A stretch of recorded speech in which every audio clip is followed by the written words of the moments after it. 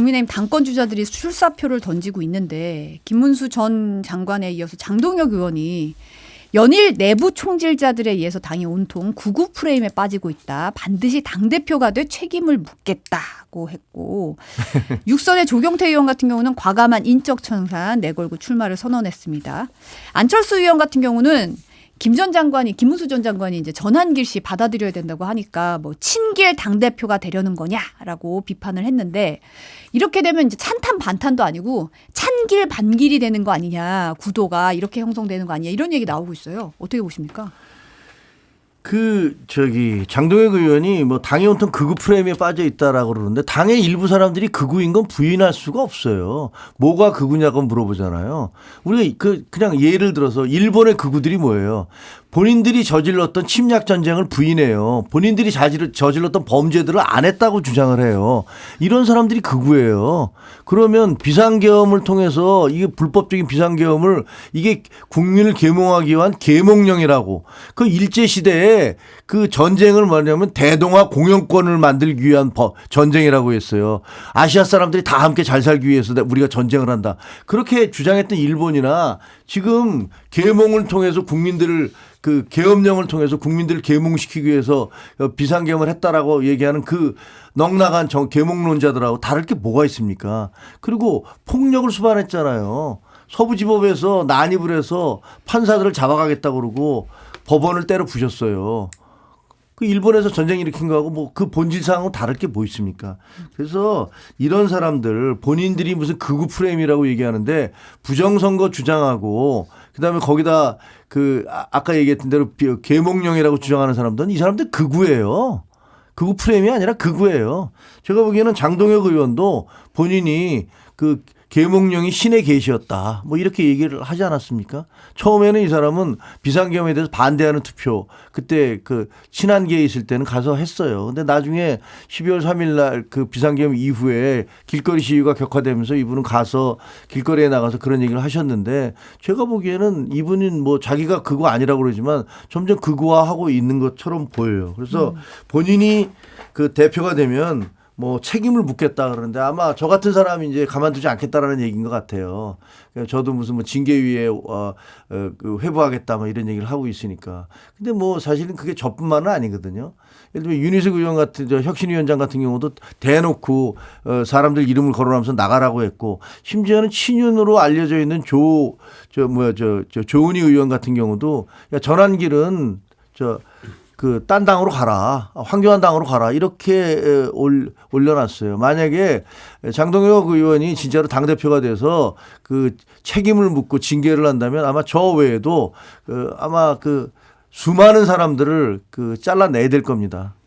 장동혁 의원의 이 급변침은 어떻게 보세요? 왜 이유가 뭐라고 보세요? 저도 참 궁금해요. 그게 원래 그러니까 지금의 그 모습이 진짜인지 과거의 모습이 진짜인지를 잘 모르겠어요. 왜냐하면 이분이 한동훈계에 있으면서 본인이 수석 최고위원을 했잖아요. 그래서 그때는 뭐라고 그랬냐면 이 친윤의 잘못된 것들을 관행을 다 깨고 제가 보수의 새로운 심장이 되겠습니다라고 외쳐서 수석 최고위원이 됐어요. 근데 지금 그 새로운 보수의 심장이라는 사람이 저렇게 극우적 주장을 하고 있는 거잖아요. 그러니까 저걸 도대체 지금의 모습이 진짜인지 아니면 그때 자기가 당을 쇄신하겠다는 게 진짜였는지 저는 잘 모르겠어요. 그래서 굉장히 마치 이런 표현하면 또 뭐라고 할지도 모르겠지만 이 강선우 후보자 보면서 그 후보자 저분이 저렇게 아주 곱상해 보이는 외모 뒤에서 그런 일들을 막 시켰단 말이야. 이런 느낌을 받으면서 굉장히 인지 부조화 같은 게 생기고 야 이게 뭐지라는 느낌이 있는데 저는 지금 장동혁 의원에 대해서도 과거의 장동혁과 지금의 장동혁은 왜 이렇게 달라졌을까? 그게 상당히 좀 우울하고 씁쓸합니다. 장동혁 의원이야 사실상 뭐 제가 알기로는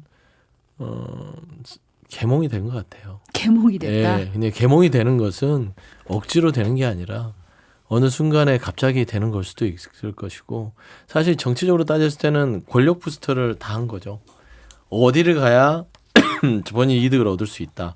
사실 한동훈 전 대표를 만났을 때 1년 반밖에 안 됐던 의원된 분이 사무총장까지 하잖아요. 그때는 그렇죠. 친한교에서 활동을 해요. 최고위원도 하고요. 그리고 나서 비상계엄 해제까지 참여하고 나서 뭐 신앙적인 부분인지 몰라도 다시 이제 저쪽 그 윤 어게인 부류 쪽으로 넘어갑니다. 하지만 이게 사실 자세히 들여다보면 친윤계가 주류예요. 주류로 가는 겁니다. 저는 한동훈 전 대표도 주류였을 때 장동혁 의원이 있었어요. 근데 이 주류의 기운이 저쪽으로 넘어가니까 그리 넘어간 게 아닌가. 저는 단순하게 생각해야 되지 뭐 장동혁 의원이 뭐 그렇게 대단하게 깊은 생각을 할 것 같지는 않고요. 사실 안타까운 것은 지금 뭐 친길이네 뭐 반길이네 하지만 저는 전한길과 안한길의 싸움이 됐다. 안한길? 저는 한길이고 저는 안한길입니다. 딱 이렇게 구도가 쌓여 있어요. 근데 국민의힘이 어떤 정당입니까? 그래도 전통적인 보수 가치를 대변했던 공당이고 오랜 그 역사를 가지고 있는데 이제 문을 닫기 직전이구나. 이제 보수 전통 정당으로서 지금 폐업 직전이고 헐값에 나와 있으니까 만만하게 보는 거예요. 아스팔트에서 구구적인 생각을 쏟아냈던 사람들이 공식적인 라인으로 들어와서 접수하겠다는 겁니다. 거의 이게 말하자면 부실채권으로 나와 있으니 그래 내가 싸게 해서 매입해서 우리가 구구의 힘으로 바꿔볼게 라고 해도 속수무책으로 친윤지도부는 여기에 대해서 검토하고 고민하고 살펴보고 심지어는 대선 후보였던 김문수 전 후보조차 전환기를 안고 가자. 왜? 전당대회 때 전환기의 힘이 10만 표가 있다는데 이거라도 얻어서 내가 좀 당권을 잡아야겠어. 이런 생각을 하는 거예요. 그러면 국민의힘이 전당대회에서 당대표 뽑으면 뭐 할 거예요? 저는 지금 국민의힘 심각하게 생각해야 될 게 이 대한민국의 헌법의 테두리 선에 딱 들어와 있습니다. 삐끗하면 헌법 밖으로 나갑니다. 정당 자체가.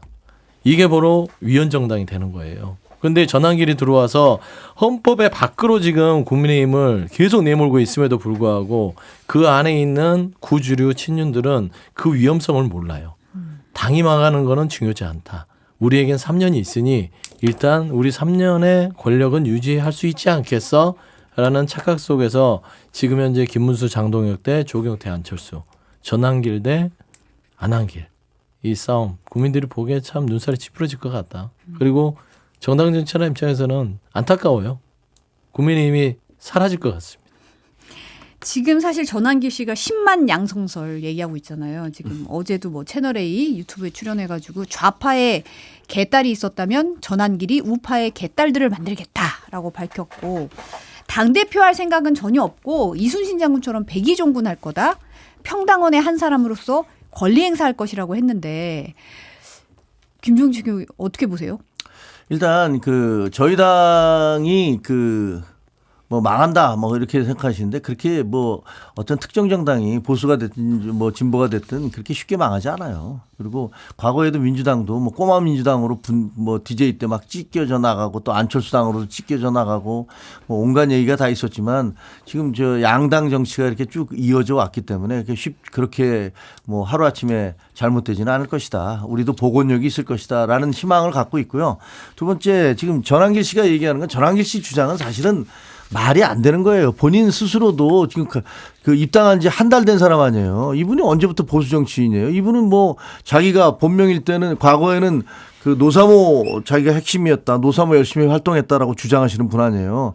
그러다가 갑자기 그 12월 3일 계엄 그 터지고 난 다음에 갑자기 급발진하시더라고요. 뭐 나는 그분이 그 전에 뭐 투표나 몇 번이나 해봤는지 잘 모르겠어. 근데 갑작스럽게 무슨 부정선거 주장을 하면서 말도 안 되는 무슨 저 중국 간첩 얘기하고 오키나와 압송설 얘기하고 그다음에 그 스카이데일리인가 그 신문 뭐 특정 종교에서 한다는 그 신문 거기에 백지 나온 거 보면서 백지 광고를 냈다고 탄압이라고 이게 무슨 과거에 그 동아일보 백지 광고 사태하고 같다고 그분이 백지 광고 사태에 대해서 제대로 알기나 하고서 그런 말 같지 않은 소리를 떠들어대시는지를 모르겠어요. 그런 얘기 그렇게 계속 하시는 분이 지금 다 거짓으로 드러나는데 그거에 대해서 사과 한마디 안 하셨잖아요. 그리고 갑작스럽게 자기 이름도 숨기고 몰래 아니면 왜 그렇게 유명한 사람이 나 입당합니다라고 얘기를 안 해요.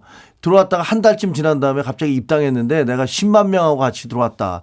10만 명하고 같이 들어왔으면 당이 난리가 났죠. 근데 그런 얘기하면서 자기가 지지하는 뭐 윤석열 지지하는 사람 밀어주겠다 이렇게 얘기하고 있어요. 그러면서 거기다 또 뭐라고 그러냐면 뭐 한동훈이 당의 주인인지 내가 전환길이 주인이냐 주인인지 한번 따져보자. 아니 당이 지들 겁니까? 당은 당원들 거예요. 근데 그거를 무슨 뭐 어떤 특정인에 의해서 당이 좌지우지되는 것처럼 자기들이 주인처럼 뭐 자기 사유재산처럼 행사할 수 있다고 생각하는 그게 바로 극우적 사고 방식이에요. 그래서 저는 뭐 지금 저희 당이 선거에서 지고 그리고 또 비겁한 행동들을 계속 하다 보니까 저렇게 전환길 같은 사람이 들어와서 목소리를 내고 거기에 의원들이 가서 머리를 조아리고 이거는 역사에 남을 겁니다. 우리의 치욕의 역사로 남을 거예요. 그러나 이것 또한 지나갈 것이고 이거 저는 될 것이고 극복하겠다 할 것이다 이렇게 생각을 합니다. 지금 송원석 비대위원장 같은 경우는 이제 뭐 전환길 씨 언행에 대해 서울시당에 조사 검토해서 별도로 보고하도록 지시했다고 밝혔는데 윤희숙 혁신위원장이 오늘 이제 사실은 이제 뭐 개인의 입당에 호들갑 떨 거 없다라고 했다가 태도를 바꾼 거잖아요. 윤희숙 혁신위원장이 오늘 이거 극우 기회주의자들의 모습이다. 당 지도부가 굉장히 오락가락하고 있다고 비판했더라고요. 오락가락이 아니라 굉장히 뭐라고 해야 되죠? 신용을 하는 거죠. 신용. 아, 신용. 뭔가 전환길 씨를 마치 거리를 둘 것 같은 신용인데 생각해 보세요. 전환길 씨의 언행에 대해서 대한민국 온 국민이 알잖아요. 부정선거 주의에다가 윤어게인에다가 비선겸 정당성과 내란에 대해서 옹호하고 이건 다 알아요. 모르는 사람이 거의 없을 겁니다. 근데 정치권의 핵심인 친윤 지도부가 그걸 몰라요? 검토해야 돼요? 언행을 알아봐야 돼요? 그러니까 하기 싫은 겁니다. 전환길에 대한 영향력이 어느 정도 되는지 계속해서 주판을만 튕기고 있는 거예요. 이를 둬서 우리가 김문수 후보나 장동혁 의원 자체를 당대표로 만들어서 우리가 계속해서 친윤이 국민의힘을 유지할 수만 있다면 이게 낫나? 아니면 전환길을 손절해서 뭔가 우리에게 어떤 이득이 있지 고민하는 겁니다. 이거는 핑계일 수밖에 없지 않겠어요, 사실상. 그래서 검토를 한다, 언행을 파악한다, 이거는 핑계고 사실 시간을 벌면서 전환길과 친윤 지도부의 수싸움에 들어갔다. 그거는 이제 서로 간의 대척점이 아니라 본인들이 얼마나 이득을 얻을 건지 지금 주판을 튕기는 과정이다. 그래서 제가 국민의힘이 어렵게 되고 좀 뭐 제가 말씀드리면 문 닫기 직전이라고 하는데요. 사실 조언을 드리면 분당만이 살 길이다 이제는 대한정당을 만들어서 전통 보수의 가치를 품은 당으로서 다시 재편이 되지 않으면 저는 이 친윤의 수많은 수십 명의 사람들 특히 45명의 관절을 지켰던 특수공무집행 방해죄에 혐의가 있을 법한 그 의원들은요. 거기서 있으려고 할 거예요. 그러면 나머지 의원들이 정신을 차리고 보수 정통 가치를 지키는 대한정당을 만들어서 그렇게 하는 게 낫지. 지금 이런 뭐 전환길의 구구판에 들어와서 전환길이냐 안환길이냐 싸워봤자 이거 참 답이 없는 것 같다 생각이 듭니다. 그 시간을 벌기 위해서 뭐 관점을 돌리는 건 맞는 것 같아요. 그게 이제 지금 이제 그 전환길 씨에 대해서 서울시당 윤리위원회에다가 뭐 조사를 하라고 그랬잖아요. 제가 얘기 들어보니까 아마 이번 주에 서울시당 윤리위원회가 열린 모양이에요. 근데 거기서 결론 낼 수 있겠습니까? 아니 그리고 전환길 씨가 저렇게 얘기를 하면 중앙당 윤리위원회가 하면 되는 거지. 그걸 왜 서울시당에 넘겨요? 서울시당에 무슨 힘이 있다고. 중앙당에서 하면 되는 거예요. 근데 내가 책임지기 싫으니까 서울시당에 떠넘겨버리는 그런 형태잖아요. 이건 사실 혁신위원회도 마찬가지거든요. 비대위에서 그냥 하면 돼요. 비대위 자체가 비상한 거잖아요. 정상적이 안 돼서 비대위가 만들어졌기 때문에 비대위에서 비대위 안으로 혁신을 하면 되는 거예요. 근데 거기다 혁신안이라는 혁신위원회를 다시 만들어 놨잖아요. 그거는 내 손에 피 묻히기 싫어. 내가 욕먹기 싫어. 그러니까 니들이 알아서 해줘라고 거기다가 뭐 속된 말로 얼굴마당 같은 뭐 안철수도 앉혀놨다가 윤희숙도 앉혀놨다가 그런데 이 사람들이 생각보다 강하게 반발하네. 그러니까 이건 또 어떻게 해야 되지? 쩔쩔매고 있는 이런 형국인 것 같아요. 그래서 제가 보기엔 당 지도부부터 좀 각성을 해야 될 것 같아요. 지도부부터 각성해서 그런 식으로 책임 떠넘기기. 예를 들면 서울시당에다 뭐 전광훈 전환길 그거 좀 검토해봐. 내지는 혁신위에서 혁신안 만들어봐. 그렇게 하지 말고 중앙당에서 해야 돼요. 당 지도부가 해야 돼요. 그거 안 하니까 그러니까 저렇게 윤희숙 씨처럼 극우 기회주의자다 이런 얘기 하는 겁니다. 이제 찢어질 때가 되셨어요. 그만해요. 내 앞에서.